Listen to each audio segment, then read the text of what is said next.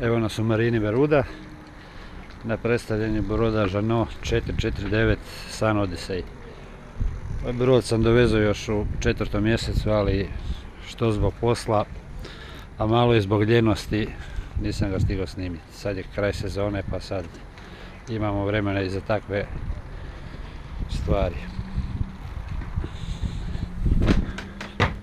Ovdje imamo platformu za kupanje. Malo je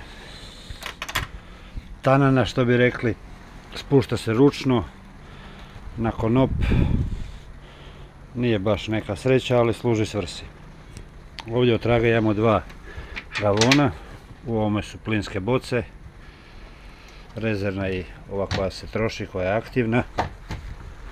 A ovdje imamo jedno spremište za razne stvari. Ovdje je smješteno 220 volti, osigurači, malo glupo mjesto budući da je tu uvijek vlaga, ali to su Francuzi, nema tu diskusije. 2 timuna, 1 list kormila ispod, sad su timuni skinuti jer počeli smo već spremati brodove za zimu i GPS fali, ali evo, to je to. Ono što se meni ne sviđa je što pod u kokpitu nije ravan, nego ima ove bazenčiće koje služe kao oslonac za nogu prilikom jedrenja. Po meni je to na ovoj Bavariji puno bolje riješeno, gdje je pod ravan, a ispod izađu oslonci. Tako da ovo je dosta nezgodno kad je žurba ili po noći kad se hoda, vrlo lako se može pasti ili ozlijediti na ovu rupu. Ovdje imamo poklopce za škote i priključak 220 volti. Ovdje je i rezervar od dizela. Sa svake strane imamo po jedan kompas. Ručica od gasa, kao što je to na svim brodovima novim, je dolje, tako da je potrebno non stop spuštati se i dizati se, što i nije neka sreća, ali to je tako i tu pomoći nema. Bow thruster, ovdje imamo multifunkcijski jedan instrument, autopilot. Meni se ne sviđa što s druge strane isto nema barem jedan ovaj instrument za vjetar kad smo na desnim uznama ili lijevim, da imamo na oba dvije strane, ali šta je tu je, tako je vlasnik htio, tako je i dobio. Stol klasično otvara se. Ovdje imamo jedno spremište u sredini za boce i ovdje još sa svake strane prednje i zadnje po jedno. Nije mi jasno šta su stavljali ovu brtvu ovdje, kad je ovdje ispust koja od vode odozgo. Znači, šta ovdje brtvimo kad tamo nam voda ide. Ovdje u svakoj klupi imamo po jedan krmeni gavon. Dosta su veliki, stane dosta toga.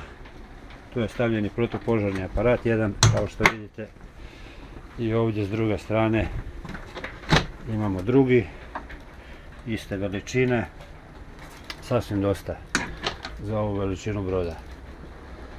Brod ima klasično roll jedro, ovdje naprijed je traveler. Francuzi Jeanneau Beneteau Dufour rade nešto drugčiji sistem nego Bavarija za roll jedra. Oni nemaju onaj vinč na jarbolu ispod buma, već imaju jedan konop koji se otpusti i onda se povuče ovaj konop i jedro se odrola. Kad se zarolava, ovaj se otvori, a s ovim drugim koji smo prije otpustili, jedro se zarola. Dosta je komfortno, ajmo reći, jer nije potrebno ići kod jarbola. Mada se i ono može riješiti kad je vinč za namotavanje na samom jarbolu sa beskonačnim konopom koji se sprovede u kokpit i onda isto bude, sve se radi iz kokpita. Bimini je dosta velik, pokriva manje više cijeli kokpit osim ovog zadnjeg dijela. Sprehud je isto dosta visok, imamo ovaj rukohvat koji dobro dođe i to je ok, recimo kokpit sam je ok. Idemo sad malo napred.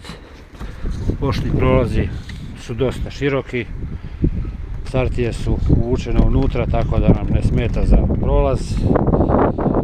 Ovdje je kao ovaj rukohvat, ali meni je ipak draži kad je inox izbačen, jer ovo je onako kad je frka, može se lako promašiti rukom. Ono što su Francuzi mislili da je dobro pa su napravili, a to je da su stavili sve konope ispod ovih poklopaca, ali problem što se to ne može dignuti. Znači ukoliko vi mijenjate konop koji nije pukao, to nije problem, ali ako konop pukne, onda je malo zeznuto za sve to promijeniti, ali šta da se radi, tako je kako je, tu pomoći nema. Ovdje napred imamo klasično sidreni gavon, nema onaj sail locker gdje bi se moglo tu staviti još nekakve stvari koji bi svakako dobro došlo.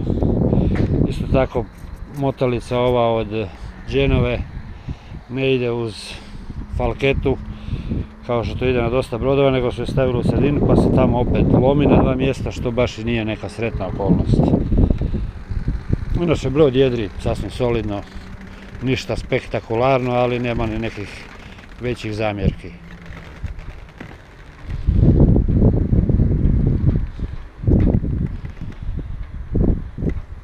Šta bi još rekli za vanjštinu, ništa specijalno.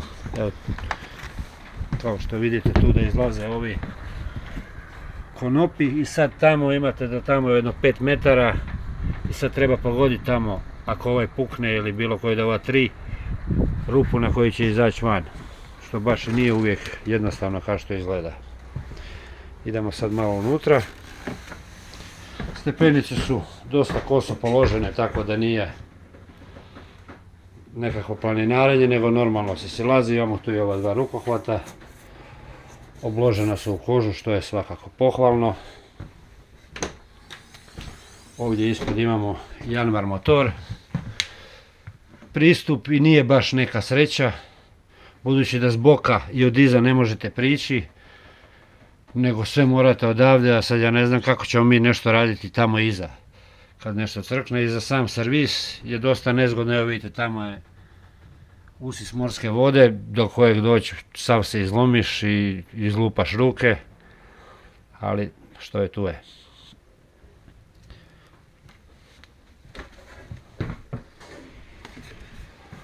Ovdje ima 4 kabine, 2 krmene, jednu pramčanu i jednu onako s boka, poslije ćemo doći do nje. Kabina je dosta komotna, ovdje sad ovi kušini i ovi organi, tako da malo smeta pogledu. Imamo ovdje ormarić, jedan s visećom robom, jedan s ladicama. Stajeća visina je ovdje, svjetla ima dosta. Može se otvoriti ovaj gore prozor i ovaj koji gleda na kokpit, tako da se relativno ok može prozračiti. Ova druga kabina je ista po svemu, osim što su ovdje smještene sklopke za baterije motora i servisne, i tu je automatski osigurač od sidrenog vinča. Kuhinja L oblika, sasvim je ok. Imamo jedan frižider, da su dva bilo bi bolje. Ovdje šporet, sad ovdje imamo dosta ovih pretinaca za razne stvari stavljati unutra. Ono što je recimo pohvalno je da se ovi štapovi mogu pozabadati tako da budu ko graničnici, da suđe ne leti po tim spremištima. Ono što je ok na ovom poklopcu od sudopera je da je to ujedno i daska za rezanje, tako da evo, jedna stvar manje, ne mora se imati daska za rezanje.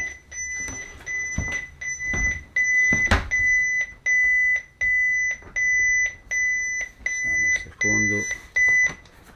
GPS je ugašena, stanica je upaljena pa nema signala pa pišti. Sad ovdje imamo ovih par ladica.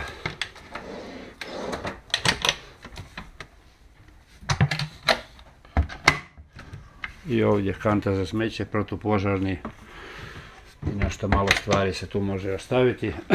Tu su timuni koje smo skinuli. Ovaj rukohvat je ovdje ok, može se primiti za ovdje. Ovaj gore je malo onako, nije ga uvijek lako pogoditi, ali da se. Kada učite di je, onda nije problem. Ovdje je WC sa tuš kabinom, ovdje je tuš, ovdje je WC, lavandin, manje više ok, dosta je pristupačan. Ovdje imamo za staviti stvari razno razne, ovdje je crni tank. I dobro, kupatilo i WC je manje više ok. Salon u oblika sasvim dovoljan za broj ljudi. Tamo imamo isto razna spremišta. S ove strane nekakav navigacijski stol.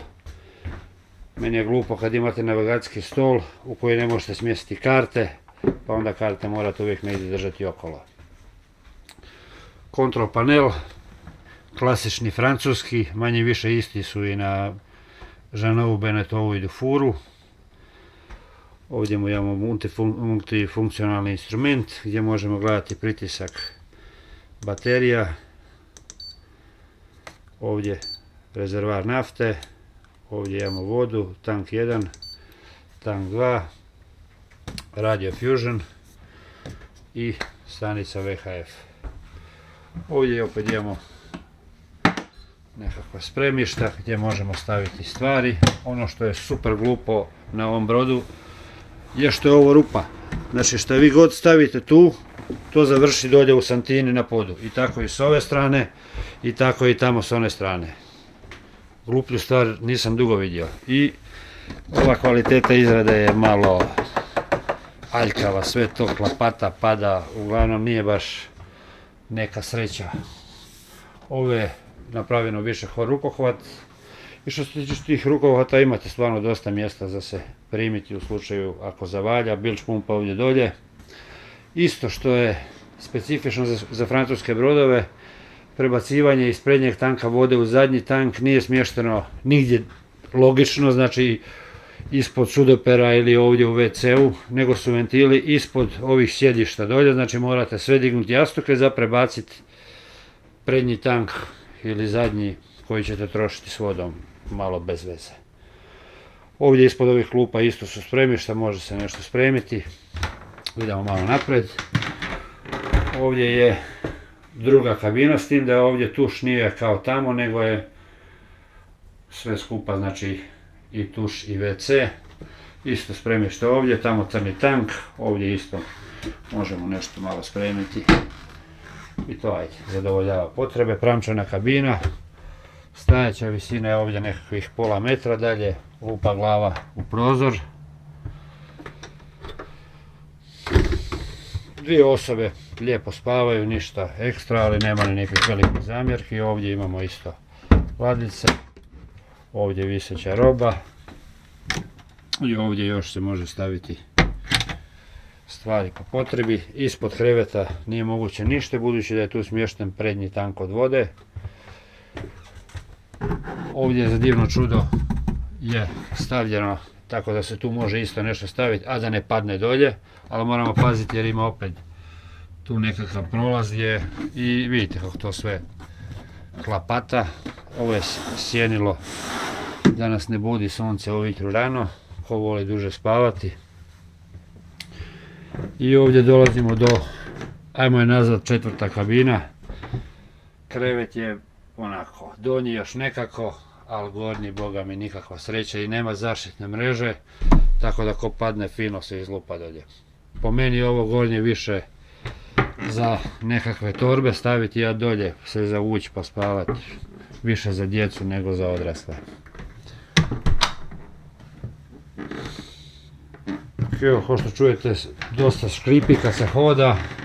Brod kad je došao nov, ova vrata se nisu mogla uopće zatvoriti kad smo ga preuzimali jer su ovi šarniri bili krivo izbušeni, pa je to trebalo na novo raditi. Mislim, ja ne znam da li kontrolira neko te brodove. I ovo škripanje meni strahovito smeta, pogotovo na novom brodu. Kad vi hodate, sve škripi po noći, ako neko spava, a drugi hoda, to škripi za poluditi. Ima ova sjenila takozvana harmonika i oni su ok. I to bi u principu bilo manje više to. Odradio je nekakvih 16 tjedana ove godine, ajde nekih velikih znakova trošenja za sad nema. Vidjet ćemo šta će biti u sljedećim sezonama.